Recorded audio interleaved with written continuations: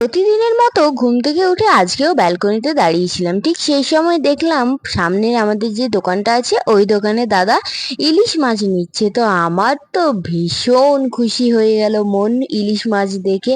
আমার ইলিশ, পমফ্রেট এইসব সামুদ্রিক মাছগুলো খেতে ভীষণ ভাল লাগে, তাই নিজেকে আর কন্ট্রোল না করে এক লাফে নিচে নেমে চলে গেছি। আর তারপর ইলিশ মাছ নিয়ে চলে এসেছি। ওদিকে মা ইলিশটাকে নুন হলুদ দিয়ে মাখিয়ে ভাজতে দিয়ে দিয়েছে, আর আমি এদিকে আরো যা যা শাকসবজি ছিল সেগুলোকে কেটে রেডি করে দিলাম। দেন চলে গেলাম স্নান করতে। স্নান করে এসে একটু ফ্রেশন আপ হয়ে পুজো টুজো সব সেরে নিলাম। এখন শুধু ওয়েট করছি কখন মা খেতে ডাকবে। আর তারপরেই ছিল আমার ক্লাস, তো অনলাইন ক্লাসটা কমপ্লিট করে নিলাম। দেন আজকের মোস্ট অ্যাওয়েটেড লাঞ্চ ফাইনালি মা ডাকলো। আর আজকে ইলিশটা হয়েছে সর্ষে দিয়ে। আমার বেসিক্যালি সর্ষে ইলিশটাই খুব ভালো লাগে।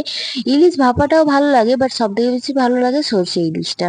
তো জমিয়ে আজকে খাওয়া দাওয়া হলো, আর ইলিশের টেস্টটা সত্যি খুবই ভালো ছিল। তোমাদেরও একটু ভেঙে দেখাই। এই যে দেখো, রান্নার পরে যেন ইলিশটা স্বাদে গন্ধে আরো ভরপুর হয়ে উঠেছি। তো তোমাদের কার কার ইলিশ মাছ খেতে ভালো লাগে আমাকে একটু কমেন্ট করে অবশ্যই জানাবে কিন্তু।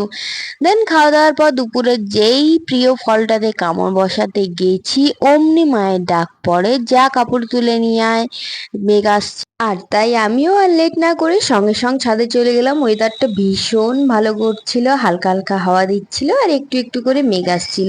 একটু পরে মনে হচ্ছে বৃষ্টি নামবে, তো তাই তাড়াতাড়ি আমি কাপড়গুলো সব তুলে রেখে দিলাম। আর এবার একটা টানা ঘুম দেবো।